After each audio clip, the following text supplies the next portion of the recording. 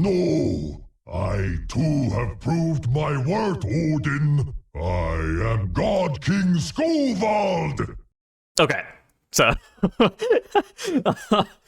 yes, a blast from the past. God King Skovald back again. So for those who don't know, Legacy Dungeons are returning in the first season of Dragonflight.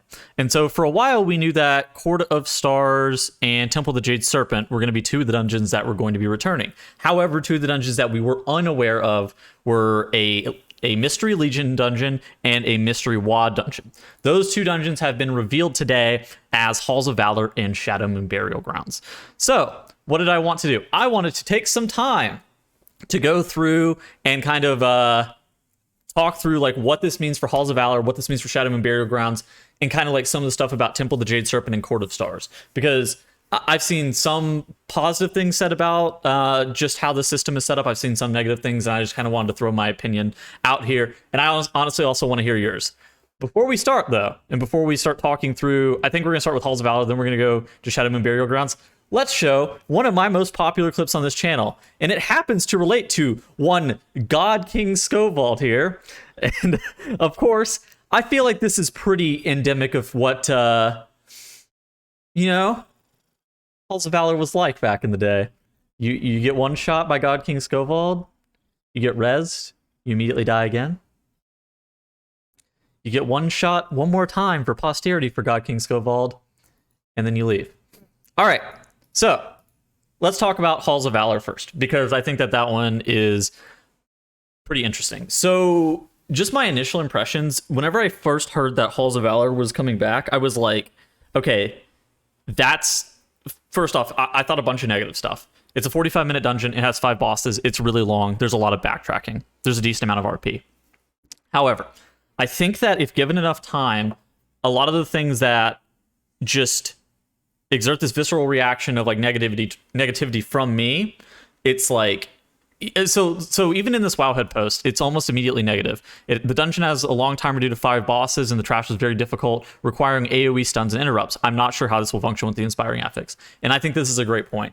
I think that there is a great opportunity to completely rework a lot of how the trash and the bosses for this dungeon just functioned. And so I have footage of Lepan completing World First 28 Halls of Valor. First off, the timer in this dungeon was actually incredibly chill. But some of the things that need to change are as follows. First off, there are way too many Okay, let's actually talk about the trash since I already have that pulled up. This trash in this area, specifically the Thunder... It's the champions. It's the champions and the... Okay, actually, no. It's the Thunder Callers and the Rune Carvers are actually the trash that's super dangerous. They have way too many casts. And they had casts that would end up like one-shotting you. And so how you would do this back in Legion is you would mass grip this, and then you see they immediately drop a Solar Beam. And then they're going to chain AoE stuns such as Leg Sweep, and then Shadow Fury, and then Blood Elf Silence over and over again to make sure no casts go off. Obviously, Lepan dies in this clip, so it's like... So they just kite it out with a Moonkin. But a pull of this size with like the Thunder Callers and everything is very, very dangerous, and it's not something that the current game is very well equipped for, since 1, they nerfed AoE stuns, 2, they changed Blood Elf Silence. Tanks are not normally tanky enough to be able to do some of these pulls and whatnot, and just in general, I think that the Thunder Callers and Rune Carvers and just the amount of interrupts that are required in this dungeon absolutely needs to change. Again, though, I see this dungeon and it's like 10 out of 10 aesthetics. It's a beautiful dungeon. I actually like a lot of the stuff that's going on in here, but that is the thing that needs to change the most. Second thing that I think needs to change the most is there's a lot of RP and there's a lot of backtracking. I think the RP is the one that's particularly the most egregious, specifically like the God King Skovald RP and then the champion RP. Just getting these champions activated took just forever as well. Or actually, you could start them by talking to them, but you had to fight them one at a time. There was no real way to fight 2 at a time unless you bugged them out with a brew, which was possible. So you had to fight 1, then 2, assuming that you weren't going to bug it out, which they're actually doing in this clip.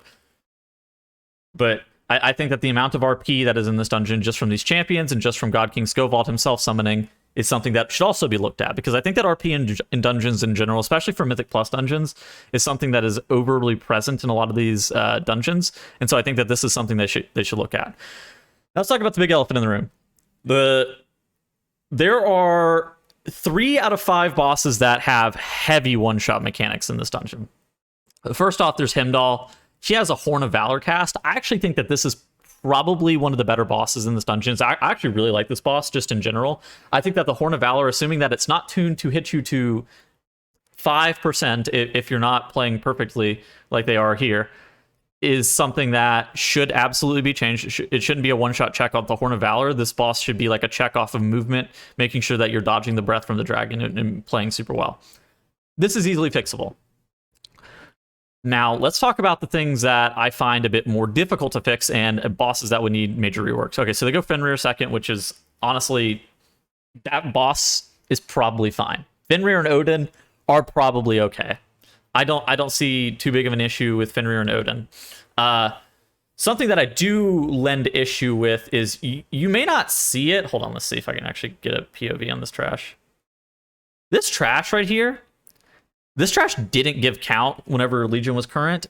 This is probably going to change. I think that this is like bare minimum, something that needs to change.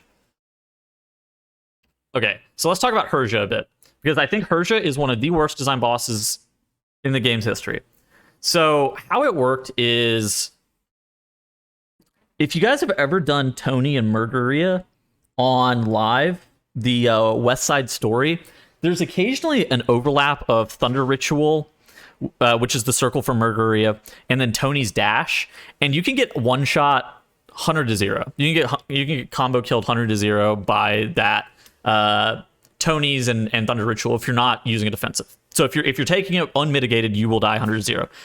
Herja is something where there's an arcing bolt cast, and it will hit players, and the arcing bolt by itself does 80% of your health. In addition to that, occasionally she shoots out these like circles that also hit players for 70 plus percentage points of their HP.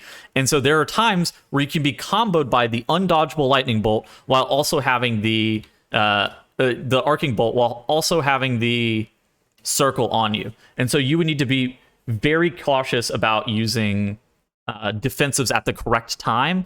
And it was something that even while pressing your defensives, sometimes you get one shot. So how this actually worked is it went to the highest HP target total. It went to the highest total health target that was not the tank. And so see, here it goes on their Holy Paladin. And then it's probably going to move to...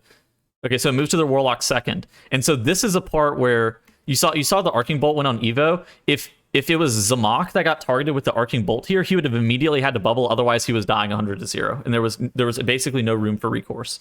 And so this is a situation where these amount of one shots in this on this boss in particular have to absolutely be toned down to a point where this boss is a lot more playable. On top of that, frankly, I don't think this boss is particularly fun to begin with. I think that the one shots of this fight made it even more over the top annoying, and it's just due to the mechanical overlaps that are natural on this boss. So you look at this here. Zamak has the Expel Light dot on him, so Lepan is going to get hit by the Shield of Light, and the third person here with that circle on them, if they also get targeted with the arcing bolt, they actually just die 100-0, and there's no recourse. So Expel Light goes on Canex, and there's the arcing bolt, and if that's targeted on Canex, you die. Like there is nothing you can do about it. So this boss has to be changed. Those overlaps can't exist. It's not even an issue in my mind of tuning. It's more of an issue of like these overlaps. Either the boss is going to be bad, and like even if you tune it all the way down. Here's the thing: even if you tune it to negligible amounts of damage, the boss isn't going to have any mechanics then. However, if you keep these overlaps, or you keep the mechanics currently working in the state that they are, there's no way that you can avoid something like that. So something has to change about the boss. Nonetheless, let's talk about Scopeball. This fight sucked for similar reasons. So there are like 2 or 3 major mechanics on this fight. I think 3 major mechanics in total. First off, Fellblaze Rush, which you're going to see here in a second. It's dodgeable if you have a port, a blink, or are 40 yards and disengage right as he starts casting Fellblaze Rush. And so Zamak here, he's defensiving it because he doesn't have something set up for each set. But then you have to make sure that you get in for Ragnarok. And this Fellblaze Rush happens so often that you're not going to have a defensive for every set. I want to say the Fellblaze Rush happens every 15 seconds or so. And so if you get targeted 2 or 3 times in a row, you can absolutely just die. It's something that I'm pretty sure it's every 20 seconds, but if you get targeted each and every one, you just die. Beyond that, there's this Aegis mechanic, which I think is personally probably fine. In addition to that, the Flames of Woe, these ads that you have to kill off, otherwise they clutter up your room, they're also okay. You just need to make sure that you're cleaving them down and getting them killed off. Beyond that, it's Fellblaze Rush Simulator. And so this mechanic is honestly way too punishing for melee. So the Fellblaze Rush does an AoE around the target as well. And so if you're in melee and your tank gets targeted with Fellblaze Rush, or any melee gets targeted with Fellblaze Rush, all of your melee can die instantly. And I think that this mechanic overall is way too punishing. You see Atticu here, he ports and he takes absolutely no damage. You see Canex is sitting at 40 yards and he can wild charge it, but you can only disengage it if you're standing this far. And so I think that the amount of one-shot mechanics on this boss just in particular, and it's what you saw in my clip here, this fight, the fact that you have Fellblaze Rush happening every 20 seconds is criminal. And it's not something that you can defensive. There is, and probably still will be, and I will say this in advance, a cheese spot on this fight. Let me open up Epic Pen real quick, and so I can show it to you. TLDR, you can do something where if you put the boss like here in this corner and your players are line of sighting right here, the boss can't see the players at all. And so the only eligible target will likely be the tank who's tanking the boss in this spot, and it will force that Fellblaze Rush to go onto him. Now the downside is like one, you lose a lot of damage because you actually can't hit the boss from this position. No range, no melee, nobody can hit the boss because you're around this corner. Another downside is it's also really obnoxious if these green circles get put on that spot. It's basically impossible to use anymore, and so you have to be very cautious. And so, like, it is a thing you can do, but it shouldn't be how you need to play this fight. And so I think that overall, the one shots in this dungeon need to be absolutely tuned down. The amount of RP needs to be changed, and then fundamentally how a lot of the caster trash in this dungeon works also should be changed. Let's talk about Shadowmoon Burial Grounds, because this is the one I think. Okay, so just as a summary, I think this is fine. I think that the developers can give this dungeon enough time before Dragonflight launch to get this dungeon into a spot where it is good. Aesthetically, 10 out of 10. Really good dungeon. I don't love the timer being 45 minutes. I've heard that that's something that some people don't like, but in reality, it's kind of one of those Legion timers that's kind of fake. You can have a wipe and probably still time it. They have 12 deaths and they're timing this dungeon on a 28. It's kind of similar to like Lower Kara, where if you have a bunch of deaths, you can still time it. So it's not like a full 45-minute dungeon. In most situations, it's more like a 38 or something like that, which is still long. Don't get me wrong, it's still long, but it's, I think, more in line. They have to change functionally a lot of how the stuff works in the dungeon, but I think that they can, and I think that they can get the dungeon into a spot where it'll be cool. I'm surprised that they picked this dungeon. I think that they could have picked a lot more like underhand pitch home run style bosses, but here we are. We have Halls of Valor.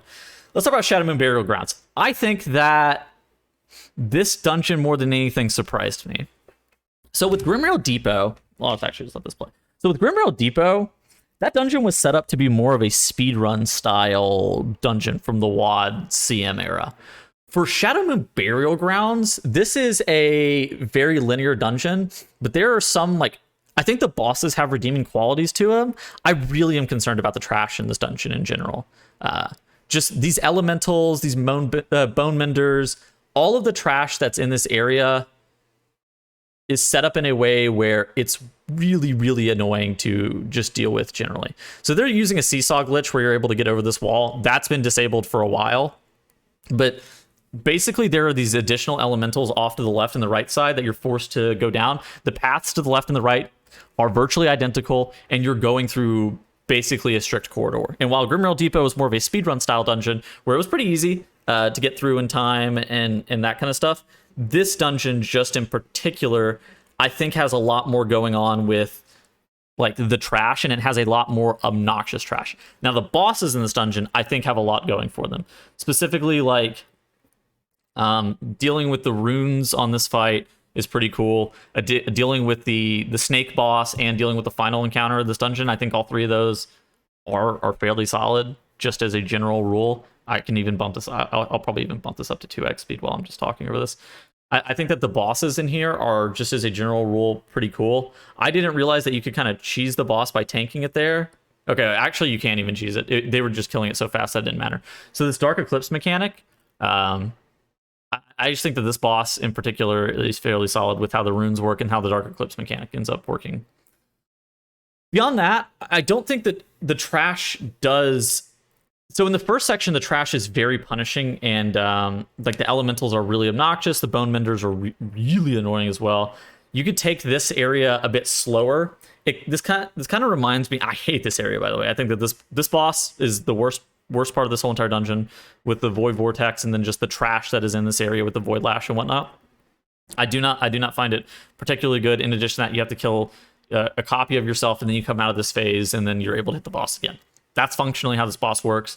It's one of these fights that if you get more and more phases of the downstairs, then you're going to do less and less damage to the boss, and then it's going to go longer and longer, and you're eventually going to get like 6 Hakar shields or whatever, or you have to kill like 10 ads, that kind of thing. We've seen this time and time again. I hope that they kind of change functionally how this boss works, because I don't think it's very good. However, now we're getting to the good part of this dungeon. We have a bat section and a spider section where there's a lot of for fun trash. Actually, they're skipping all of my for fun trash.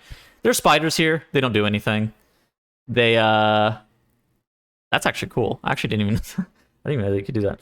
So basically, there's actually a decent amount of for fun trash that doesn't have very many mechanics, which is a redeeming quality of this dungeon. But I do worry that the lack of routing decision making is going to make this dungeon feel a lot worse than it is. The upsides, though, are that it's pretty short and the bosses are fairly cool. I think the last boss in particular is one of the cooler bosses that they made in a while. So they have the spiders as well. Spiders don't do too much as well. There's also like, yeah. So there's like decent sized pulls that you can do in some spots, but there's no one large massive pull or any big pull Mythic Plus phenomenon style things. So you're doing five mob max pulls, but the bosses are the most redeeming quality here. Ner'zhul, I think that this fight is really cool. So you have to dodge the front, not the frontals, but like it's targeted ground effect. And then the main mechanic is making sure that you, as a group, kill one of these walker ads and have to slide straight through this area. I think overall, this is like a pretty cool boss. I think that this is definitely one of the better bosses in WoD dungeons in general. I would say pretty pessimistic on functionally how that dungeon is going to work in particular and how it's going to feel in Mythic Plus, but I think similar to Halls of Valor, if it's given enough attention, especially in advance, it should be good.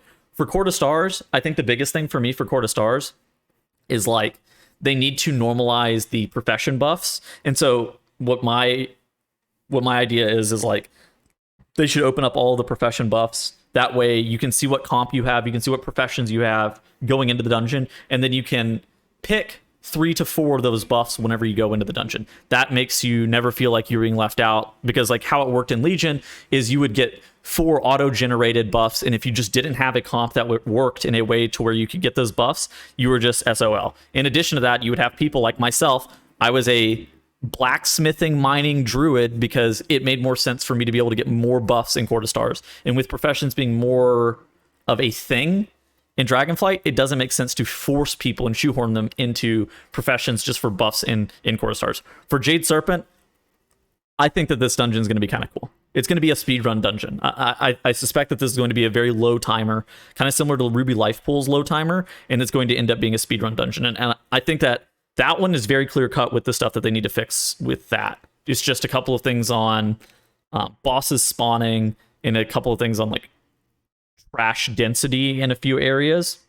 But overall, I'm excited for 2 out of the 4 of the legacy dungeons. I think Halls of Valor has a lot of potential, assuming that they go in and change a lot of things for how Halls of Valor works. And Shadowmoon Burial Grounds is a pretty massive question mark for me on how it's going to feel, but I'm excited to see what it's going to look like. I'm going to be testing it on the Dragonflight beta whenever Mythic Plus comes up, so come check out my stream and things like that, and I will see you guys in the next video. Adios.